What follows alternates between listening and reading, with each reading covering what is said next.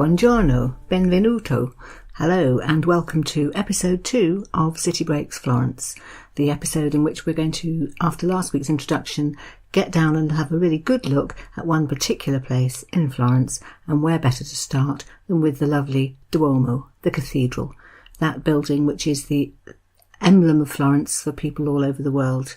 If they don't know anything else about the city, that'll be the one building that possibly they recognise, Brunelleschi's lovely dome on the skyline.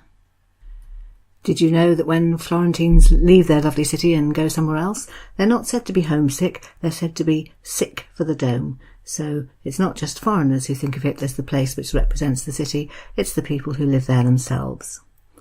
Okay, so to start at the beginning, the proper name for the cathedral is Santa Maria del Fiore, which means Holy Mary of the Flower. Of course, in the 13th century when it was built, there were many churches dedicated to Mary, and so a lot of them had a sort of sub-name to differentiate them from the other churches dedicated to her. And this one was of the flower being thought to be the lily, because the lily is the symbol of Florence. And right from the beginning was a building that was designed to impress.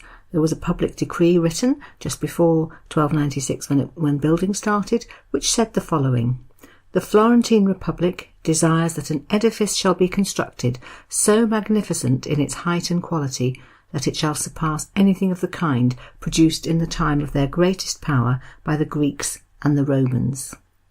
That reference to the Greeks and the Romans is important, of course, because it gives us a hefty clue to the idea of the Renaissance. So the Renaissance took place when medieval man looked about and remembered what marvellous things had been written and sculpted and created generally by the Greeks and the Romans, and became aware that really their era had nothing similar to offer, and a lot of people set about trying to put that right.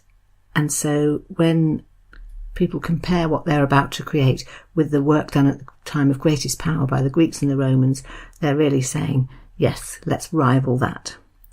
Not everybody loved the cathedral. I've got a couple of quotes to read you. The first one from somebody who perhaps wasn't so smitten, and the second one by somebody who definitely was. So our first writer is Tobias Smollett, who wrote a book called Travels Through France and Italy, published in 1776, and this is what he wrote about the cathedral in Florence. Quote, "The Cathedral of Florence is a great Gothic building, encrusted on the outside with marble. It is remarkable for nothing but its cupola, and for its size, which is much greater than any other church in Christendom." Slightly dismissive, I think you agree. Well, it might be big, but that's all I've got to find good in it. And before we get to our second quote, just a word about a book that I'll be referring to a lot, certainly in this episode and actually generally through the series, and that's a book called Lives of the Artists, which was written by one Giorgio Vasari in, would you believe, 1550. He chose about 40 artists. He wrote up their biographies. He gave his views on the work that they'd produced. And it's lightly spiced with quite a lot of gossip and scandal and witty asides. It's really one of the very first books of art history. And for a series like this, when we'll be looking at a lot of the art in Florence, of course it's absolute gold dust. So the second quote I'm going to read you actually comes not from Vasari himself, but from Betty Burrows, who edited a version of his book in 1960 and wrote the following about the cathedral in her introduction. "It rises above Florence like a benediction. It looks at once both strong and soaring." I love that mix of her appreciation of the actual edifice, the fact that it's strong and soaring, but also the fact that she comments on the effect that seeing the cathedral has on you and talks about it rising like a benediction. Okay, so to think about the cathedral itself then, building began in 1296. It wasn't really properly finished until 1472, and in all that time, hundreds of artists and architects worked on it. It was a real workshop of creativity.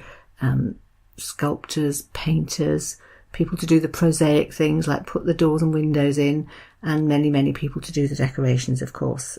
not just inside, but also all those wonderful sculptures on the outside. But of all the people who contributed, there'd be one name that really stands out above all the others, and that would be Filippo Brunelleschi, the man who designed the dome. And here again we can pause for a quote from Giorgio Vasari, because this is what he had to say on this topic. Quote, "Brunelleschi gave the world the most noble, vast and beautiful building of modern times, and proved that the talent of Tuscan artists, though it had been lost for a time, was not dead." So again, he's comparing the wonderful things that have been done in the past, saying that these talents had been lost for a time, and saying, but look, here we are, we're back, this talent hasn't gone away, let's see what we can do in our era. So I'd like to continue with a biography of Brunelleschi, tell you a little bit about who he was and how he came to design the dome. Okay, so when he was very young, he lived in Florence, and he was apprenticed, I imagine by his father, to the Goldsmiths Guild. And again, we've got Vasari to thank for a little tidbit here. He tells us that what Brunelleschi got up to while he was apprenticed to the Goldsmiths Guild was that he, quote, made several very good and beautiful watches. So very early on, he obviously had creative talent, and that was the way that was chosen for him by his family. But in fact, he didn't confine himself for too long to just goldsmithing. He became friends with the sculptor Donatello. We'll be hearing quite a lot more about him in a subsequent episode. And that made Brunelleschi interested in sculpture and in buildings. And around about the same time, he started doing some building work in Florence, doors and windows, that sort of thing. And he got very interested in perspective and began to draw madly and was very keen to get the perspective correct in what he produced. And then he did what a lot of artists and craftsmen did in those days. He went a-travelling. He went to Rome, along with Donatello, in fact, and there, of course, plenty more buildings to study, which he did, and he drew them endlessly, drawing every type. He seemed to really want to get to the bottom of what was possible in architecture. And again, we've got Vasari telling us a little bit more about this. So this is his list of the things that Brunelleschi drew while he was in Rome. Quote, "Temples, round, square, octagon, basilicas, aqueducts, baths, arches, the Colosseum, amphitheatres." So anything and everything. And while he was drawing them, Brunelleschi examined the building in great detail. He was really interested to know how had it been done, what were the mechanics of creating these wonderful things. And Vasari also tells us how he believes that Brunelleschi used to look at the ruins, the Roman ruins, and imagine for himself what those buildings had looked like when they were first put up. So he's really getting into the detail of how it's done. So when he returned to Florence, which he did in 1407, he arrived, the cathedral was nearly finished, and the talk of the town was, how were they going to finish it off? How were they going to have a dome to go on top of it? This was deemed not to be an easy project. People thought it couldn't be done. The dome would have to be 45 metres in diameter. It would have to be 100 metres high, and who could possibly devise a way to create something so large and heavy and beautiful at the same time, and heave it all that way up and leave it safely on top of the cathedral? Brunelleschi set about preparing some models and doing some of his drawing, but this wasn't a quick project to solve, and we get right up to 1420, so fully 13 years after he first came back to Florence. Nothing yet has been achieved, and the city authorities are thinking they need to move things along somehow. So they came up with an idea. They would have a competition. They would invite people to submit their ideas. They would peruse them all, and hopefully amongst them they would find something which seemed workable, and then that work could be got underway and the problem would finally be on its way to a solution. So Brunelleschi set about preparing some drawings, but he was quite secretive about it. Other people were showing each other their drawings, but Brunelleschi really didn't. He kept them to himself. Just occasionally he would take aside an influential person, a church warden or somebody, and show them a few ideas so that they knew he was working on something, but he was very tight-lipped about what it actually was. Brunelleschi actually had some experience of competitions which hadn't gone too well. A few years earlier, he'd entered a competition and come second The competition was to design the doors of the baptistery, and was won by one Ghiberti, and Brunelleschi wasn't going to let that happen again if he could possibly avoid it. So eventually a meeting was held, people were invited along with their ideas, 19 models were submitted. Brunelleschi didn't bring one, but he came to the meeting and everyone looked at what there was, and then Brunelleschi suddenly said, "I've got an idea, I know how we should resolve this. I've brought an egg with me, and I challenge anybody to make it stand up straight with no supports on a flat marble surface. And I think if you can do that, you'll prove that you have the knowledge to take on this project." And various people tried, nobody could do it. And then Brunelleschi took back the egg and dented the bottom a little bit, dented the shell to flatten it out, and sat it up on the marble surface and said, "There you are, I've done it." To which the others all said, "Oh, well, we could have done that." And Brunelleschi's reply was, "Yes, but I'm the only person who thought of it." So he put himself in the running, was in fact chosen, although the authorities in fact decided that perhaps they would have 2 architects working on this project. So Brunelleschi and, yes, you've guessed it, his old rival Ghiberti. Now, Brunelleschi wasn't very happy about this, and having got the project by one ruse, he devised another trick to get rid of this person he didn't want to work with. So work gets underway, and then Brunelleschi pretended he was sick. He wrapped his head in a towel, he stayed in bed, he kept away from work, and Lorenzo Ghiberti carried on with the work for a little bit, and then he had questions which he sent to Brunelleschi, and Brunelleschi kept saying, "Well, if he can't do the work without me, I wonder what he's doing here at all." And he actually uttered the famous phrase, "I could do very well without him." So he's making it very clear, and he kept away until eventually Ghiberti was forced to admit that actually by himself he didn't think he could do the project, and Brunelleschi then got his way and was allowed to continue solo. This was all quite premeditated. Vasari is quite amusing on this point. He tells us that Brunelleschi had very much planned to get rid of Ghiberti, and he explains this in the following way, quote, "Improvements and new inventions were occurring to him, and he resolved to get rid of this useless colleague." So I've tied myself in knots trying to decide how to explain what it was exactly that Brunelleschi decided to do to solve this problem of how to create such a difficult, finish such a difficult project. And I think the simplest solution actually is just to read to you a little paragraph from the Rough Guide to Tuscany and Umbria. You might know the Rough Guide series often has a lot of useful little information panels through the book about all sorts of things, and in this one there's one on Brunelleschi's dome, and this is how they explain what he did. So, quote, "The key to Brunelleschi's success lay in the construction of the dome as 2 masonry shells, each built as a stack of ever-diminishing rings, secured with hidden stone beams and enormous iron chains. These concentric circles formed a lattice that was filled with lightweight bricks in a herringbone pattern that prevented the higher sections from falling inward." So by 1436 it was decided that work had progressed far enough for a consecration ceremony to be held for the cathedral. The Pope came and officiated, although in fact the cathedral was only really finally completed in the 1460s, which was about 15 years after Brunelleschi's death.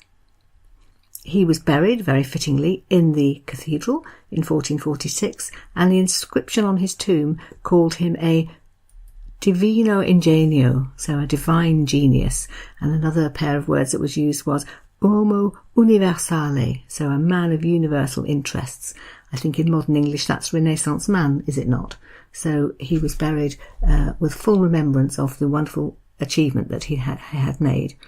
But let's give the very last word to Michelangelo, who knew a thing or two about this sort of thing. And this is what he had to say when he looked at the finished dome. I'll give you the Italian first and then the English. So he said, "Como te non voglio." As you did, I do not want to do. Meglio di te non posso. Better than you, I cannot do. So really, the very highest praise. So moving on then, let's go inside the cathedral. I'm only going to highlight 2 things in here because really there's so much to see that we could spend episode after episode on it, and I don't really want to do that. So I'm going to pick out 1 painting to talk about and 1 story to tell you. And the painting is one called Dante Explaining the Divine Comedy. It was painted in 1465 by Domenico Michelino. When you get to the end of the queue, you enter the cathedral at the opposite end of the altar on the left-hand side, and if you walk up that left-hand side towards the altar, up on the left on the wall, you will eventually come to this painting. And I've chosen it because it encapsulates quite a lot about Florence. So first of all, it's of one of Florence's most well-known citizens, best writers, Dante.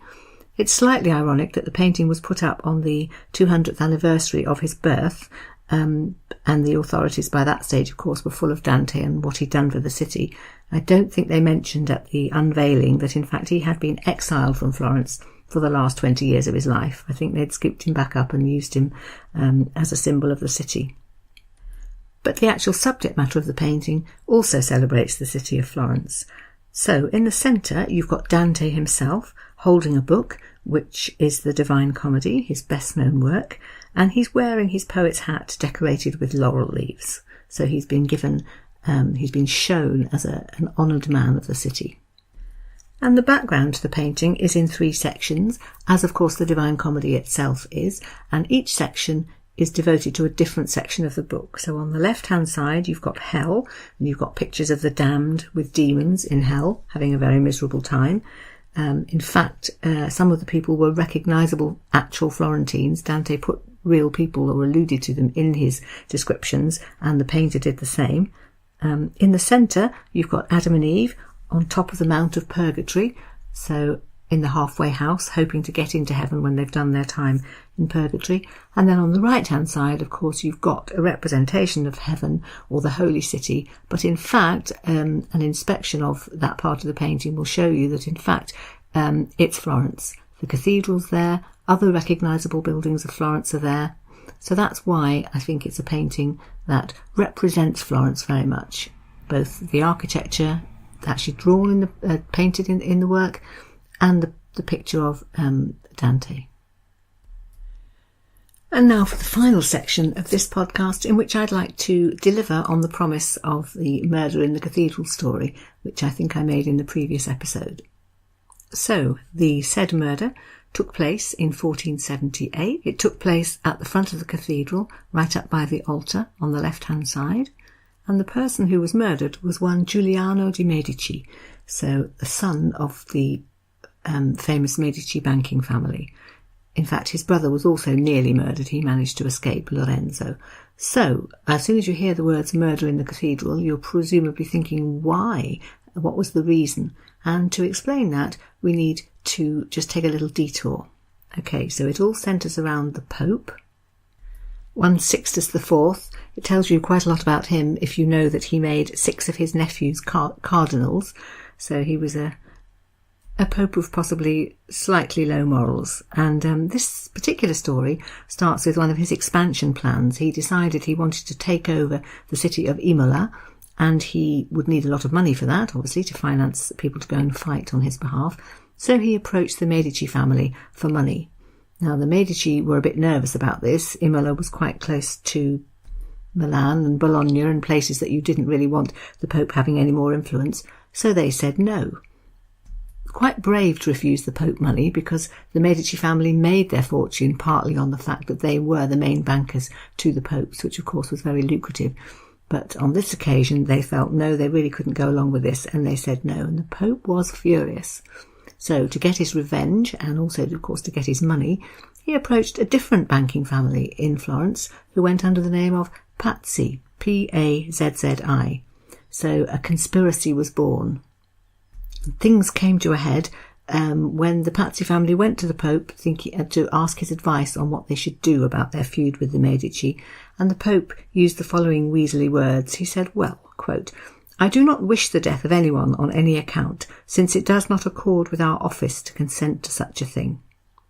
Go and do what you wish, provided there be no killing." So he certainly said the right thing, there shouldn't be any killing, but I think he took a step back then and just let things develop. He had, after all, told them to go and do as they wished. What they wished really was to get rid of the Medici, so they hatched a plan. They would go to the cathedral on Easter Sunday for Mass. They knew that the Medici brothers would be there, so we're talking about Lorenzo and his brother Giuliano, and they would murder them. Pretty horrific, but it actually gets worse if such a thing is possible. So 2 of the murderers were in fact priests, and they were actually taking part in the Mass, wearing their priest's clothing, under which they'd hidden the daggers that they were intending to use for the dastardly deed. And the plan they hatched was that they would choose the moment of the Mass, the most solemn moment of all, when the priest raises the host to bless it just before Mass. That was the moment they would strike. And that's exactly what happened. Exactly at that moment, one of the conspirators, Bernardo Bandini, set upon Giuliano de' Medici and stabbed him full force in the head with his blade and killed him.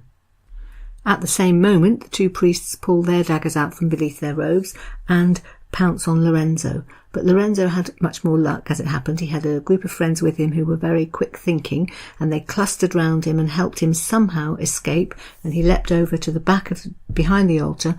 If you stand looking at the altar, you'll see on the left-hand side at the back, big heavy wooden door. That's the door into the Sagrestia Nuova, or the new sacristy, and Lorenzo managed to get into there along with some of his friends, and they barricaded themselves in and then eventually managed to escape and get free. Another little detail I read which shows you the loyalty of his friends. One of Lorenzo's friends immediately set upon him to suck the blood out of his wound, because he knew that there was a possibility that the dagger with which he'd been stabbed would have poison on the tip. So he knew it was his job to suck that out before it did any damage.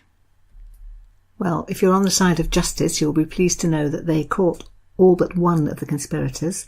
They were chased through the streets, they were caught, they were taken to the Piazza della Signoria, they were taken up to the tower at the top of the Palazzo Vecchio, they were tortured, they were castrated, they were hanged from out of the window so that everybody could see them. Although, in fact, unfortunately, one of the leaders of the gang, one Jacopo de' Pazzi, had managed to escape, and it was some time before he was caught up with, but caught up with he eventually was. So he too was tortured and hanged, and then buried in Santa Croce, but people began to feel that that really wasn't enough, so they dug him up again, dragged his corpse through the streets, and propped it up outside the Pazzi Palace, so outside his own home, and then they cut his head off and stuck it on the door as some kind of macabre door knocker. So feeling a bit more satisfied then, the mob threw his body into the River Arno, thought about that and thought, maybe we'll fish it out again. So out it comes, flogged again, hanged again, and finally thrown back into the river. And Lorenzo de' Medici also made sure that he got his revenge. Of course, not only had his own life been threatened, he'd lost his younger brother, Giuliano. And he wanted to make it very clear to everybody that this sort of behaviour couldn't be tolerated. So he approached his favourite artist, Botticelli, and paid him 40 florins to paint a fresco on the side of the Palazzo della Signoria, which would have unflattering portraits of the 8 leading conspirators, including Bernardo Bandini, who at this stage was actually still on the run. So they were all painted with nooses round their necks to indicate the punishment, except for Bandini, who was painted hanging upside down by his foot, and Lorenzo himself wrote a little verse to be painted on underneath the painting, which read in English as follows: "A fugitive who has not escaped the fates, for on his return a far crueler death awaits." And sure enough, Lorenzo pursued that story until it came to an end, and eventually his spies told him that Bandini had taken off to Constantinople. So Lorenzo sent a diplomatic request to the Sultan of Turkey and made sure that Bandini was arrested and shipped back to Florence in chains. And of course a similar gruesome fate awaited him when he got there, and Lorenzo, still not totally satisfied, wanted the fresco altered. He wanted everybody to be able to see that Bandini had been caught and dispatched as well. So he went back to Botticelli, who was busy that day, or busy at that moment, I don't know doing what, but he wasn't able to comply. So Lorenzo asked another artist, in fact Leonardo da Vinci, could he please finish it off?